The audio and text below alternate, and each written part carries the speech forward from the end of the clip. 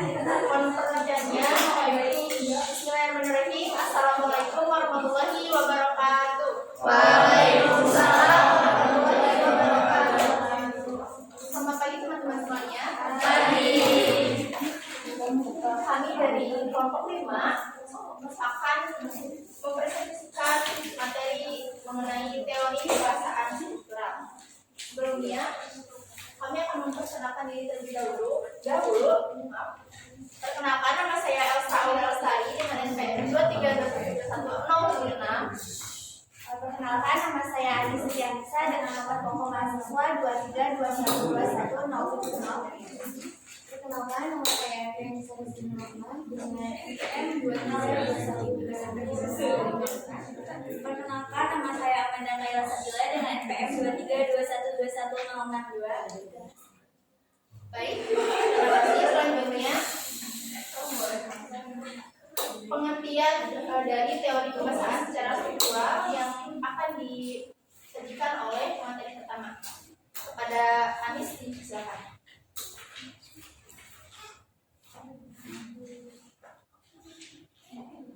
Terima kasih kepada moderator yang telah mempersilahkan saya untuk menyampaikan materi. Di sini saya akan menyampaikan materi mengenai teori kebahasaan secara struktural. Teori kebahasaan secara struktural mempunyai anggapan dan dugaan tentang bahasa berdasarkan pada hasil pemakaian bahasa yang bebas. Anggapan dan hipotesis tentang bahasa diuji dan dibuktikan dengan data bahasa, baik yang berbentuk lisan maupun tulisan.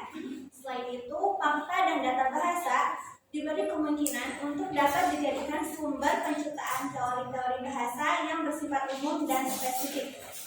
Teori kebahasaan secara struktural adalah pendekatan dalam studi bahasa yang fokus pada struktur dan hubungan internal antara elemen-elemen bahasa. Teori ini berakar pada karya dari Ferdinand de Saussure, seorang ahli bahasa dari Swiss, yang kita kenal sebagai baba linguistik struktural. Adapun poin utama dari teori ini adalah yang pertama, tanda linguistik. Saussure membagi tanda linguistik menjadi dua komponen, yaitu signifier pengungkap dan signified yang diungkapkan. Contohnya, kata tertulis cat merujuk pada makna mental yang kita miliki tentang hewan, yaitu kucing. Yang kedua, ada sistem tanda. Bahasa dianggap sebagai sistem tanda yang terdiri dari sejumlah unit, kata, fonem, dan lain-lain yang memiliki makna relatif satu sama lain dalam konteks sistem tersebut. Yang ketiga, ada sintagmatik dan paradigmatik. Struktur bahasa dibagi menjadi dua dimensi. Yang pertama dimensi sintagmatik dan yang kedua dimensi paradigmatik. Dimensi sintagmatik yaitu urutan elemen dalam kalimat dan dimensi paradigmatik yaitu sinonim atau sejenis antara elemen-elemen dalam bahasa. Yang keempat, ada arbitraritas. Saussure berpendapat bahwa hubungan tanda dan makna adalah arbitrer, artinya tidak ada hubungan antara kata dan objek yang merujuk. Contohnya, tidak ada alasan mengapa kata cat harus merujuk pada kucing. Yang kelima yaitu ada sistematisitas. Bahasa memiliki struktur yang sistematis dengan aturan dan konvensi tertentu yang mengatur cara tanda-tanda disusun dalam bahasa. Teori kebahasaan secara struktural memberikan dasar penting bagi pengembangan linguistik secara struktural dan berpengaruh dalam pemahaman tentang bahasa dan analisis linguistik. Adapun menurut Krida Laksana tahun 2008, linguistik struktural adalah pendekatan dalam penyelidikan bahasa yang menganggap bahasa sebagai sistem yang bebas. Jadi, linguistik struktural sendiri merupakan teori kebahasaan yang memandang bahasa dari segi struktur dan mendeskripsikan bahasa dari segi ciri dan sifat. Sekian, terima kasih. Saya kembalikan kepada moderator. Baik, terima kasih kepada Anis yang telah menjelaskan materi mengenai pengertian dari teori struktural. Selanjutnya, ciri-ciri aliran linguistik struktural yang akan disajikan oleh pemateri kedua yaitu Dianisa. Padanya disajikan. Ucapan terima kasih kepada moderator yang telah memberikan waktu kepada saya. ya. Di sini saya akan menjelaskan tentang ciri-ciri aliran linguistik. Suparno pada tahun 2022 menjabarkan ciri-ciri aliran linguistik secara struktural sebagai berikut. 1. Berlandaskan pada paham behaviorisme. Sejalan dengan paham behaviorisme, proses berbahasa sebagaimana tingkah laku yang lain merupakan suatu proses stimulus dan respons. Setiap manusia berujar pada dasarnya merupakan respons dari suatu stimulus. Stimulus ada kalanya berupa ujaran, ada kalanya berupa isyarat dengan gerak anggota badan, dan ada kalanya berupa situasi. Selanjutnya, bahasa berupa ujaran. Ciri ini menunjukkan bahwa hanya yang berupa ujaran saja yang dapat disebut bahasa. Bentuk-bentuk perwujudan yang selain ujaran tidak dapat digolongkan bahasa dalam arti sebenarnya, termasuk tulisan. Selanjutnya, bahasa berupa sistem tanda. Menurut teori struktural, bahasa dapat didefinisikan sebagai suatu sistem tanda arbitrer yang konvensional. Selanjutnya ada bahasa merupakan faktor kebiasaan. Ciri ini bertentangan dengan teori transformasi yang beranggapan bahwa bahasa bukan faktor kebiasaan, melainkan faktor warisan.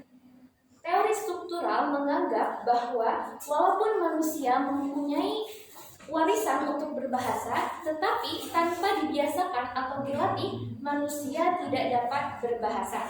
Selanjutnya ada kegramatikalan merupakan faktor keumuman. Teori struktural menerapkan standar yang dipakai untuk menetapkan kegramatikalan suatu bahasa adalah standar keumuman, bukan standar kaidah atau norma. Selanjutnya, level-level kegramatikalan ditegakkan secara rapi. Level atau tataran gramatikal dalam teori struktural mulai ditegakkan dengan rapi dari level terendah yang berupa morfem sampai level tertinggi yang berupa kalimat. Selanjutnya, analisis bahasa secara deskriptif. Analisis bahasa menurut teori struktural dilakukan atas kenyataan yang ada dengan mengabaikan unsur historis. Data yang dianalisis adalah data yang diperoleh saat penelitian. Selanjutnya, analisis struktur bahasa berdasarkan unsur langsung. Unsur langsung yang dimaksud dalam teori struktural yaitu unsur yang tingkat lebih rendah atau lebih bawah dari struktur tersebut.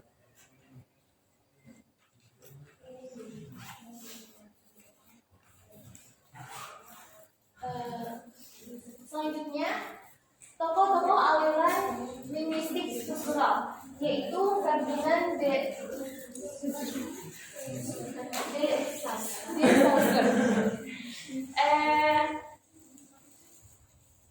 Berikut hasil pemikiran Ferdinand de Saussure berdasarkan buku Abdul Khair, yaitu telaah sinkronik dan diakronik. Yang dimaksud dengan telaah bahasa secara sinkronik adalah mempelajari bahasa pada kurun waktu tertentu saja, sedangkan telaah bahasa diakronik adalah telaah bahasa sepanjang masa atau sepanjang zaman bahasa itu digunakan oleh penuturnya. Selanjutnya ada la language, la langue, dan la parole. Langue adalah sistem tanda yang berfungsi sebagai alat komunikasi verbal antara anggota masyarakat yang sifatnya abstrak, sedangkan la parole adalah pemakai langue oleh masing-masing anggota masyarakat yang sifatnya konkret. Selanjutnya, dalam buku Cours de Linguistique General, Ferdinand de Saussure mengemukakan teori bahwa setiap tanda linguistik dibentuk oleh dua buah komponen yang tidak terpisahkan, yaitu komponen signifian atau makna. Selanjutnya ada hubungan sintagmatik dan paradigmatik. Yang dimaksud dengan hubungan sintagmatik adalah hubungan antara unsur-unsur yang terdapat dalam suatu tuturan yang tersusun secara berurutan. Selanjutnya, tokoh Franz Boas. Hasil penelitian Franz Boas memberikan kesimpulan bahwa bahasa harus dipelajari dengan memperhatikan struktur bahasa itu sendiri berdasarkan buku Maxan dan Ermanto tahun 2011. Terima kasih. Sekian. Baik, selanjutnya masih kepada tokoh-tokoh aliran linguistik struktural yang akan dipaparkan oleh penyaji ketiga kepada Anda. Silakan. Baik, terima kasih kepada moderator yang telah mempersilahkan saya untuk memaparkan beberapa materi. Yang ketiga ada Edward Said. Yang pertama, bahasa isolasi. Bahasa isolasi yaitu bahasa yang tiap-tiap unsurnya bebas atau tidak terikat. Bahasa isolasi juga bisa diartikan sebagai bahasa yang tidak mengalami pengimbuhan. Bahasa Tionghoa, Vietnam, Myanmar, Thailand merupakan contoh dari bahasa isolasi. Lalu yang kedua ada bahasa aglutinasi, yaitu bahasa yang elemen-elemen perikatnya ditempel-tempelkan. Dalam linguistik, bahasa aglutinasi adalah gejala penggunaan afiks untuk membentuk suatu pengertian baru dari suatu kata dasar. Lalu yang ketiga ada bahasa polisitetik. Bahasa polisitetik yaitu bahasa yang elemen semantik pentingnya berupa bentuk terikat. Bahasa polisintetik ini adalah jenis bahasa sintetis yang memiliki rasio morfem per kata yang sangat tinggi dengan kata lain, setiap kata dibentuk oleh banyak morfem. Lalu yang keempat ada bahasa infleksi. Bahasa infleksi yaitu bahasa yang kata-katanya mengenal perubahan dalam bentuk infleksi atau pembentukan kata baru yang tidak mengubah kelas katanya. Infleksi juga dapat diartikan sebagai proses morfologi yang menghasilkan bentuk-bentuk kata yang berbeda dari sebuah kelas kata yang sama. Lalu yang keempat adalah Leonard Bloomfield. Ia mengemukakan bahwa yang pertama ada peminjaman. Peminjaman di sini dikenal juga sebagai peminjaman leksikal atau adalah proses di mana sebuah kata dari satu bahasa diadaptasi untuk digunakan dalam bahasa lain. Lalu yang kedua ada masyarakat bahasa. Masyarakat bahasa di sini merupakan sekelompok orang-orang yang menggunakan suatu bahasa untuk berkomunikasi dalam kegiatan sehari-hari. Lalu yang ketiga ada immediate constituent, yaitu merupakan elemen yang secara langsung membentuk suatu konstruksi. Lalu yang keempat ada fonem. Fonem merupakan satuan bunyi terkecil dan distinktif dalam leksikon suatu bahasa. Lalu yang terakhir ada morfem. Morfem di sini merupakan satuan atau unit terkecil yang mempunyai makna dari bentuk leksikon. Lalu yang selanjutnya ada keunggulan. Keunggulan yang pertama dari aliran ini yaitu sukses untuk membedakan konsep grafem dan fonem. Lalu yang kedua, keunggulan dari teori ini yaitu kriteria kegramatikalan berdasarkan keumuman sehingga mudah diterima oleh masyarakat umum. Yang ketiga, level kegramatikalan sistematis mulai dari morfem, kata, frasa, klausa, dan juga kalimat. Lalu yang terakhir, berpijak pada fakta. Sekian dari saya kembalikan kepada moderator. Terima kasih kepada Anda yang telah mengungkapkan materi. Selanjutnya yaitu kelemahan dalam teori ini. Yang pertama, proses berbahasa secara fisis dan mekanis. Proses berbahasa merupakan proses rangsang tanggap yang berlangsung secara fisik dan mekanis. Padahal manusia bukan mesin. Yang kedua, kegramatikalan berdasarkan kriteria keumuman, sehingga kaidah yang salah pun bisa benar jika dianggap umum. Yang ketiga, faktor historis tidak diperhitungkan dalam analisis bahasa. Yang keempat, objek kajian yang terbatas sampai level kalimat tidak menyentuh aspek komunikatif. Dan yang kelima, terlalu mengandalkan struktur bahasa. Permukaan bahasa mengabaikan struktur dalamnya. Itu saja materi yang dapat kami sampaikan. Selanjutnya masuk pada sesi diskusi. Tetapi Saya akan membacakan kesimpulan terlebih dahulu. Linguistik struktural merupakan ilmu linguistik yang membahas bahasa menggunakan pendekatan pada bahasa itu sendiri. Linguistik struktural sering dihadapkan dengan linguistik tradisional. Linguistik struktural mempelajari bahasa dari ciri formal yang ada di dalam bahasa. Sedangkan linguistik tradisional membahas seputar filsafat dan semantik. Baik, terima kasih. Kepada teman-teman yang ingin bertanya, silakan mengajukan tangannya terlebih dahulu. Tia, Wulan, dan Alia. Silakan kepada Tia terlebih dahulu.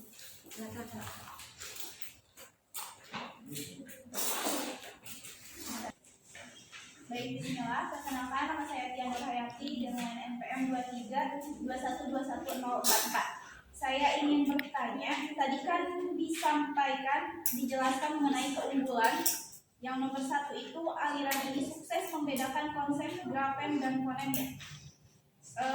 Saya ingin lebih mengetahui, apakah bisa dijelaskan lebih spesifik bagaimana perbedaan konsep antara grafen dan fonem dalam teori kebahasan struktural yang sudah kelompok kalian sampaikan.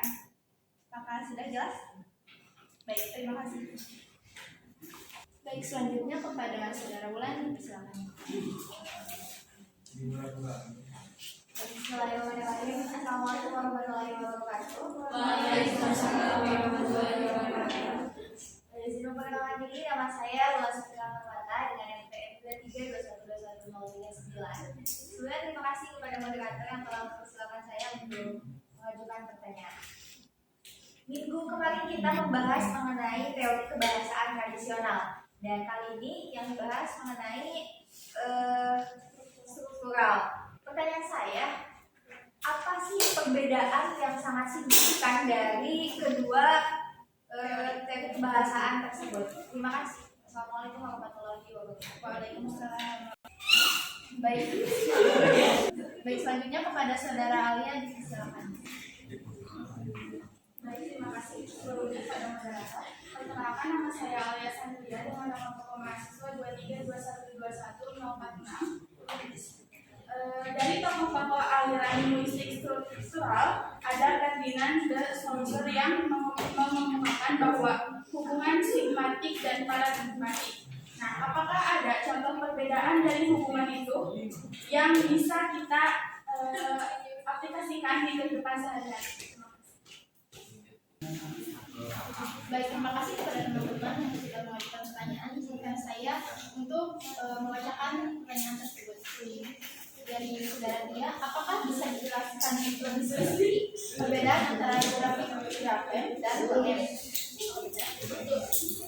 Dari Saudara Wulan, apa perbedaan yang signifikan dari kedua teori, yaitu teori tradisional dan struktural?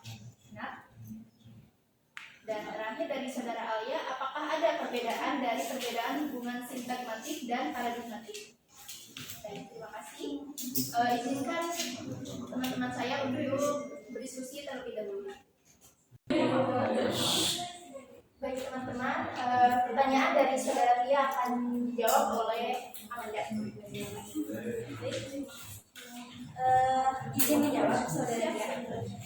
Grafen dan fonem adalah konsep dasar dalam linguistik yang digunakan untuk memahami elemen-elemen bahasa tertulis dan lisan. Adapun perbedaan antara keduanya yaitu grafen adalah unit terkecil dalam bahasa tertulis yang digunakan untuk mempresentasikan suara bahasa. Ini adalah representasi huruf atau karakter dalam aksara atau abjad tertentu. Sebagai contoh dalam bahasa Inggris, huruf A adalah sebuah grafen yang digunakan untuk mempresentasikan bunyi A dalam kata cat. Lalu grafen bisa bervariasi dalam tampilan berdasarkan ejaan dan sistem penulisan bahasa tertentu. Lalu yang kedua ada fonem. Fonem adalah unit terkecil dalam bahasa lisan yang membedakan makna antara kata-kata. Ini adalah bunyi bahasa yang dianggap sebagai unit abstrak yang membedakan makna. Fonem bukanlah suara fisik konkret, tetapi abstraksi suara yang ada dalam pikiran penutur bahasa. Contohnya dalam bahasa fonem P dalam kata P berbeda dari fonem B dalam kata B. Perbedaan antara keduanya mengubah makna kata. Jadi intinya adalah bahwa grafem berkaitan dengan penulisan dan huruf dalam bahasa tertulis, sedangkan fonem berkaitan dengan suara dan bunyi dalam bahasa lisan yang mempengaruhi makna kata. Baik, saya kembalikan kepada moderator.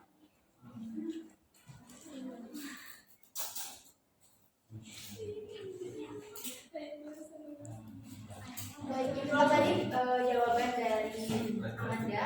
Barangkali teman-teman ada yang ingin menambahkan atau menyanggah?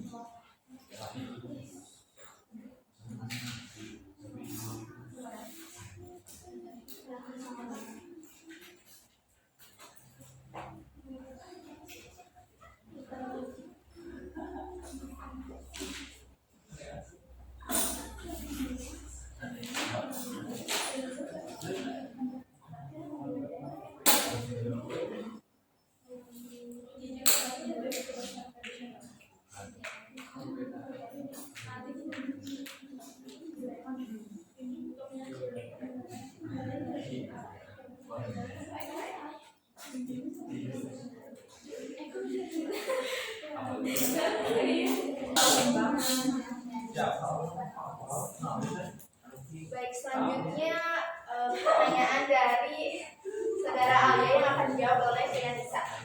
Silakan.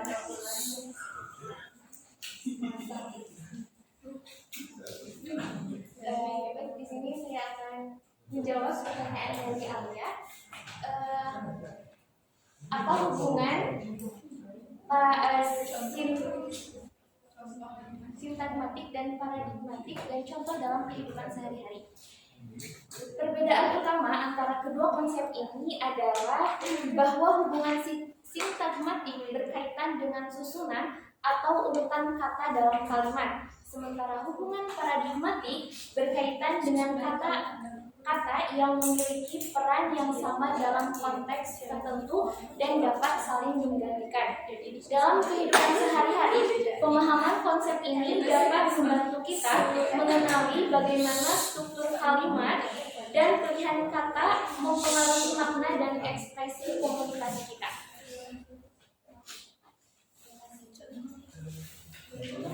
Baik, terima kasih. Selanjutnya pertanyaan dari Jodohan yang akan dijawab oleh Anis. Jadi pada Anda silakan.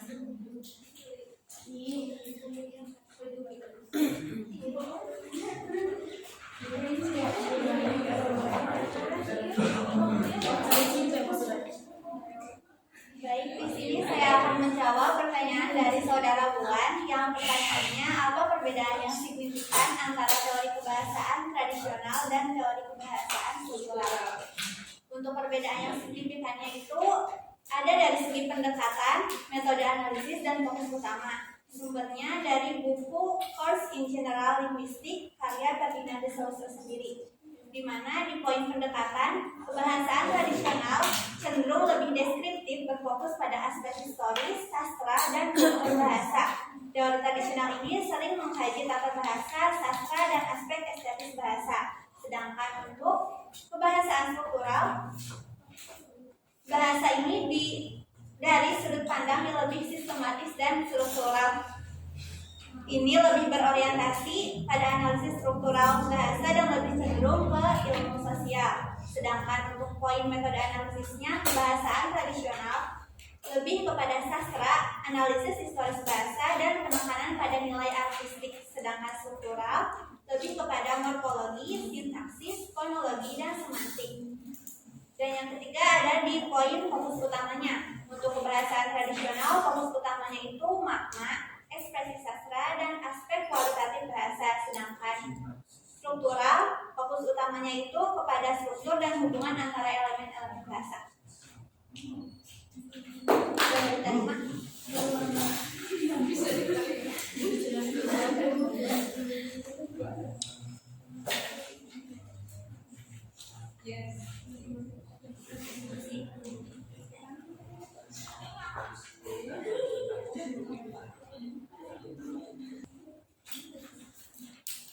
Berdasarkan contoh dari hubungan paradigmatik dan sintagmatik,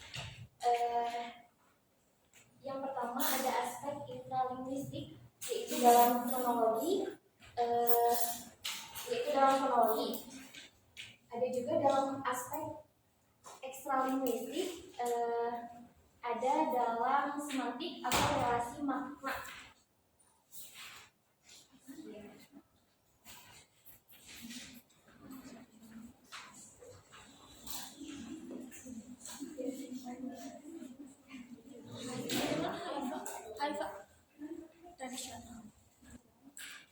Selanjutnya bagi teman-teman yang ingin menambahkan atau menyanggah dari jawaban kami silakan. Jika ada, jika tidak ada maka saya akan membacakan kesimpulan dari jawaban-jawaban teman-teman saya.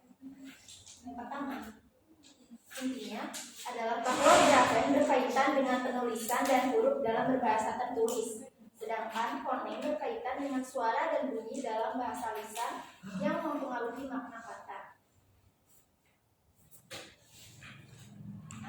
Selanjutnya, sumber-sumber teori kebahasaan tradisional seringkali dapat ditemukan dalam karya-karya sastra, filsafat, dan sastra klasik. Sebaliknya, teori kebahasaan struktural banyak dipengaruhi oleh pemikiran tokoh seperti Ferdinand dan pendekatan strukturalis dalam ilmu sosial dan antropologi yang dipopulerkan oleh Laut. Keduanya berkontribusi pada perkembangan teori kebahasaan struktural.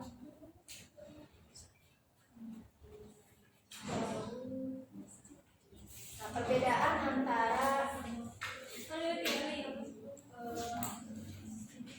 hubungan sintagmatik dan paradigmatik, yaitu kedua konsep ini adalah bahwa hubungan sintagmatik berkaitan dengan susunan atau urutan kata dalam kalimat, sementara hubungan paradigmatik berkaitan dengan kata-kata yang memiliki peran yang sama dalam konteks tertentu dan dapat saling menggantikan. Dalam kehidupan sehari-hari, pemahaman konsep ini dapat membantu kita dalam mengenali bagaimana struktur kalimat dan urutan kata dapat mempengaruhi makna dan ekspresi komunikasi kita. Sekian yang dapat kami sampaikan. Mohon maaf apabila terdapat banyak kesalahan. Wabillahi taufiq wal hidayah.